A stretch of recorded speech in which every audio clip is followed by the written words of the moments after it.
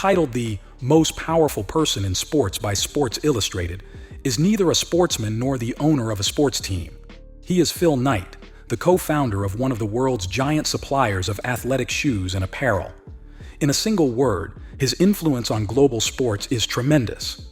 Considering the current chairmanship of Nike Inc. and his philanthropic projects, this American business magnate has an impressive resume. Obviously, things like these do not happen overnight. Like most college grads, Phil also started his journey with no money and a not-so-clear direction. It took him years of desk jobs before he mapped out a trajectory of his life. Finally, what transpired was the greatest chapter in the history of American entrepreneurship. Here is the story of a $100 billion sportswear giant who believed in his dreams, and the whole world saw them come to life. Born on 24 February 1938, Phil Hampson Knight is the son of newspaper publisher Bill Knight and his missus, Lota Knight. His family was based in Oregon, where he grew up and attended Cleveland High School. Knight was confused about his future until college and stumbled in and out of different jobs before realizing what he actually was destined for.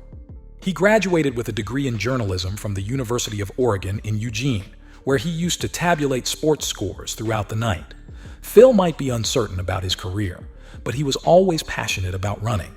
That is why he became a part of the university's track team as what he describes as an average mid-distance runner today.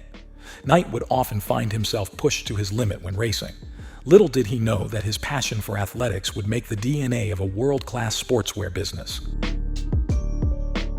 As a certified public accountant, Phil's professional career began with Coopers and Lybrand and Price Waterhouse Coopers. Later, he served as an assistant professor at Portland State University. He also served in the Army for a year, and after that, he ended up at Stanford Graduate School of Business. That was the point in his life where he figured out the course of his life. Today's sports giant, Nike, started as a class project, or what Phil calls his crazy idea. He needed that idea for his entrepreneurship class, which soon turned into an obsession. Back in the day, Japanese cameras had taken over German ones in the US. Knight believed Japanese shoes also had the potential to take over European shoes. He spent weeks researching and learning about importing and trade laws. When he presented the idea in class, everyone responded with yawns only. But did he let that break his morale? No. He had faith that his idea could revolutionize the sports world for good. As a part of the running team, he met his track coach Bill Bowerman. Phil shared his insights about sports shoes from his experience on tracks, which Bowerman understood. From there, both decide to embark upon a business venture together. After graduating with a degree in business administration from Stanford, Phil went to Japan, where he discovered Tiger brand running shoes. Impressed by the quality and affordability, he decided to meet the manufacturer, now known as ASICS, and secure distribution rights for the Western US. A young man fresh out of school had to sit with experienced Japanese businessmen. He was unsure what would happen, but he began saying what he had presented in his class. Since he had all the factoids memorized, he appeared confident, and the men in suits looked impressed. When they asked him to share more about his company, Knight realized that his idea did not have a name. At that moment, he blurted out Blue Ribbons, because he had a lot of them from his old races. Phil patiently waited for months while the manufacturers kept telling him his shipment will take a little more time. It took him more than a year to receive shoe samples. Meanwhile, he was still working as an accountant, but he was determined to import high-quality, low-cost shoes into the mainstream American market. When the shoe samples finally arrived, Phil sent a couple of pairs to his coach. Bowerman did not only like the quality but also offered to contribute to Knight's business with product ideas as an official partner.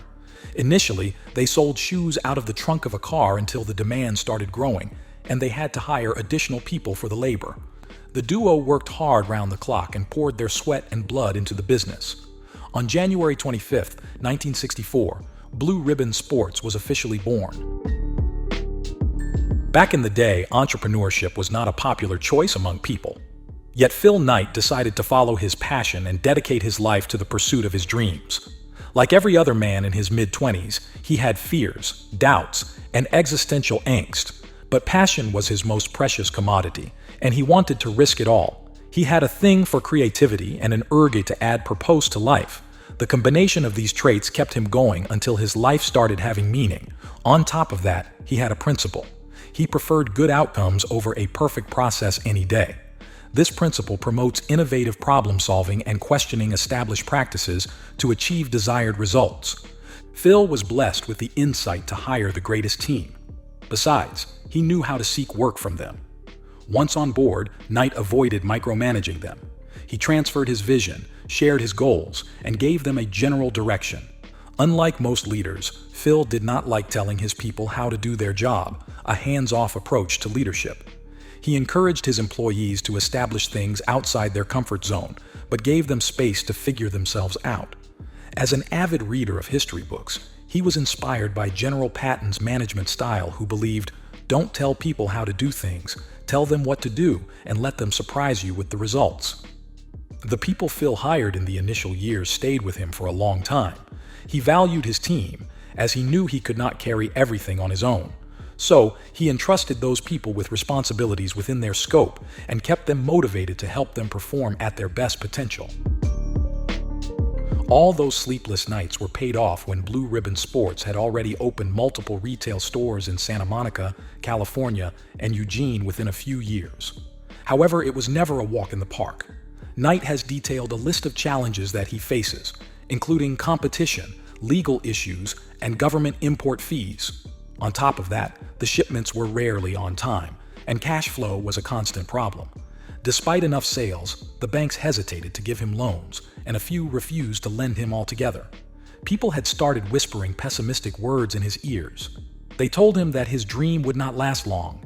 Yet, Nike became one of the most massive athletic wear companies because Knight did not cripple before the problems. Today, the brand stands so strong that even a check mark is enough for people to recognize it. He always knew he could fail, but optimism was what kept him going.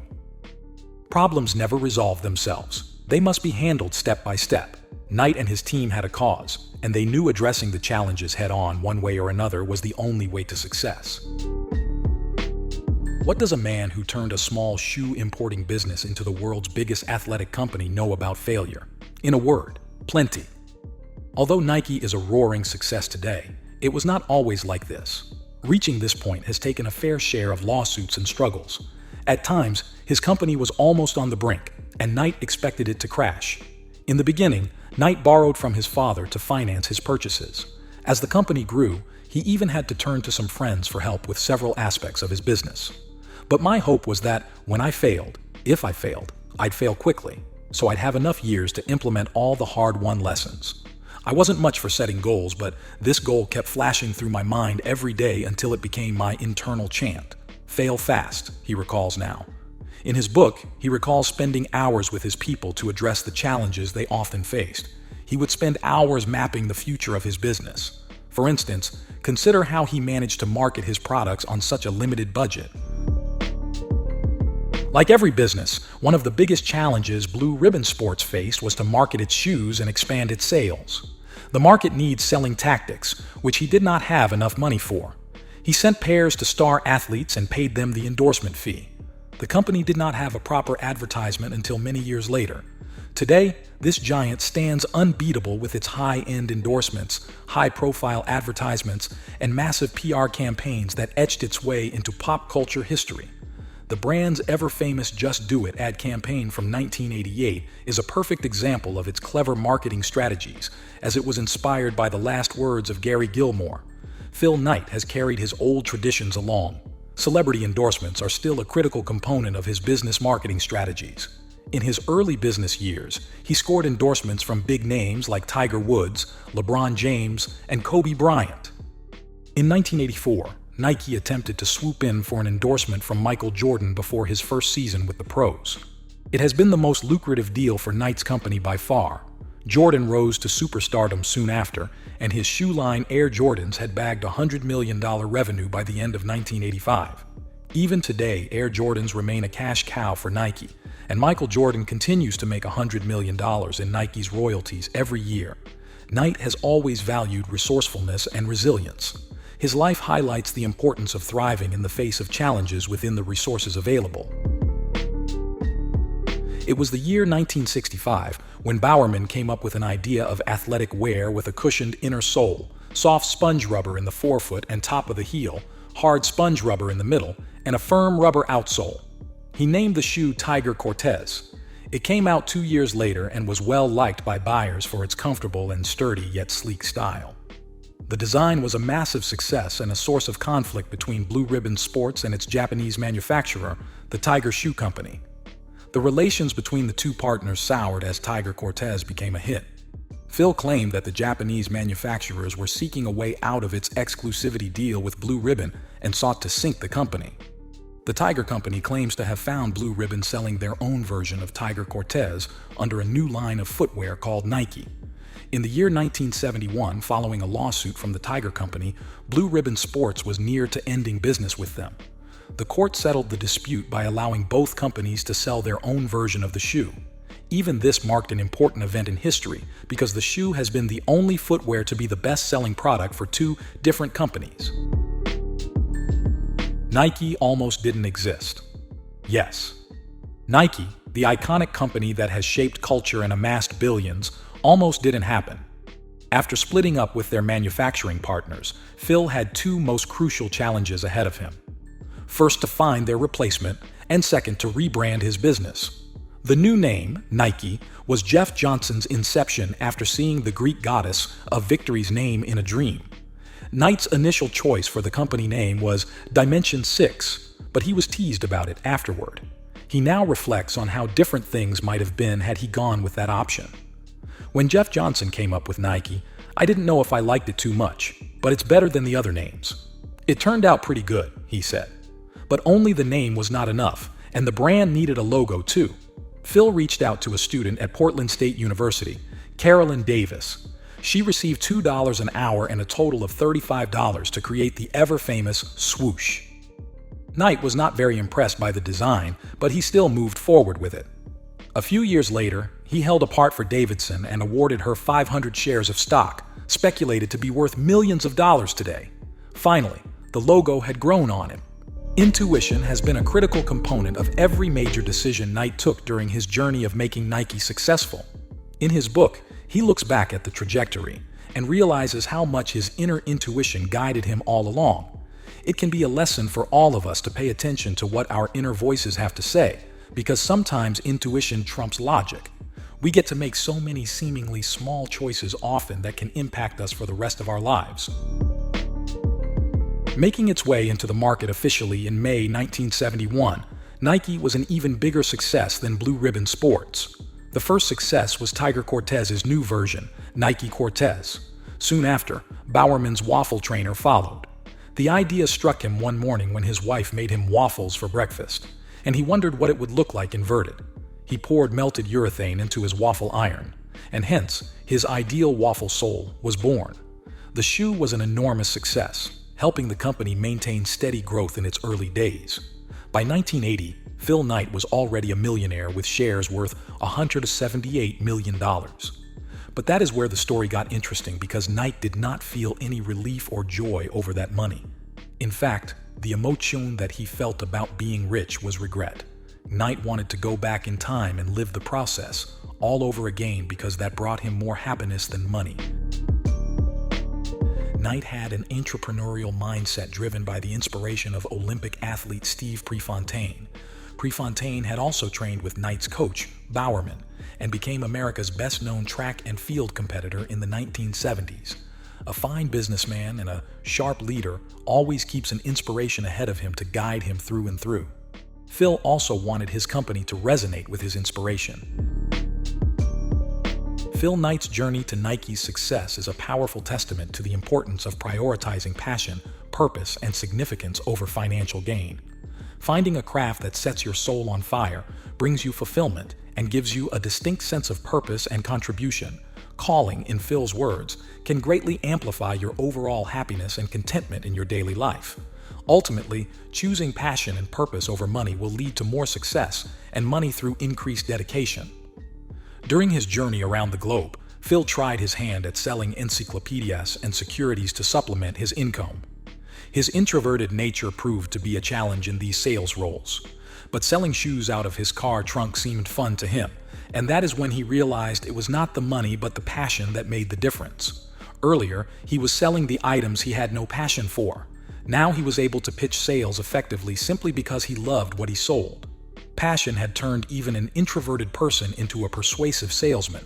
Whenever Phil sat in the factory naming his products, he felt a sensation of excitement and happiness inside him. Nike did not make him happy only. It instilled in him a sense of peace and satisfaction that he was doing the thing he was born to do. In his book, he writes, "Don't settle for a job or a profession or even a career. Seek a calling. If you're following your calling, the fatigue will be easier to bear, the disappointments will be fuel, and the highs will be like nothing you've ever felt." Knight wants young people to seek a mission and pursue things beyond status, power, and money. Life does not have meaning if one does not seek purpose, growth, passion, connections, and relationships. Phil Knight's business journey has been a roller coaster. Phil had to persevere through those setbacks in order to move forward. Breaking up with the Japanese manufacturer after 9 years of collaboration with them was an ultimate failure. That was the only source of shoes for Knight's company, so he had to arrange a substitute. Instead of giving up, Knight gathered his team and told them that the setback would only help them bounce back stronger. Losing a partner was a blessing in disguise because it helped them make their own impact without anyone holding them back. Phil eventually found a silver lining and contacted a Mexican company that had manufactured shoes for Adidas in the Olympics of 1968. Breaking up with their only partner and taking that challenge head-on can be a motivation for anyone who is having a hard time in their life. Isn't it mind-blowing that a company as big as Nike wouldn't have existed if Knight had not kept his calm and taken decisions the way he did? Well, the company has had its fair share of controversies too. The company was founded on the principle of finding cheaper labor to produce high-quality goods. They followed this principle unfailingly until it finally backfired. In 1991, an activist, Jeff Ballinger, wrote a report on the poor conditions of Nike's workforce in developing countries. The report was followed by an article in Harper's Magazine documenting the bare minimum wage of a Nike employee in these countries. The outraged public decided to protest against the brand at the Olympics of 1992. The call for boycotts and protests led to Nike improving their working conditions. Such conspiracies pop up every now and then, but several human rights activists have also acknowledged Nike's efforts to minimize the problems surrounding its workforce. Unfortunately, accepting your shortcomings is mistaken for weakness among many modern entrepreneurs. But Knight has proved how getting past this fear of coming across can allow you to grow, learn from those around you, and even get through difficult situations. Leaders are, above all, humans. And like humans, they err. Nike experienced rapid growth for over a decade but failed to assess the market properly and expanded too quickly, resulting in a disastrous move into casual footwear. The company had to undergo rigorous self-examination due to the multitude of issues they were facing. "We got our brains beat out. We came out with a functional shoe we thought the world needed, but it was funny looking and the buying public didn't want it," Knight admitted. It may come to you as a surprise that Nike, the consummate marketer, underestimated the value of marketing till that day. Ultimately, the CEO realized that the way forward was to expand its focus from the design and manufacture of the product to understanding consumers and branding. Before Shoe Dog came out, no one really knew Phil Knight's thoughts, opinions, and journey. He had always preferred keeping his life private. Shoe Dog was our first in-depth peek into his life as a spectator. A great leader is never reluctant to share what they have learned over the years. Just like that, it was also on Knight's bucket list to motivate and guide as many people as he could. The world is full of people who might only be a sentence of reassurance away from achieving their goals. Phil wanted his knowledge to reach everyone who needed it. Shoe Dog is a fascinating, insightful, and well-written memoir that beautifully highlights how Knight transformed a small shoe company into the juggernaut that Nike is today. A shoe dog is someone so passionate about designing, imagining, sourcing, and distributing footwear that he devotes his life to it. What an average person sees as ordinary footwear is a shoe dog's way of connecting with the world.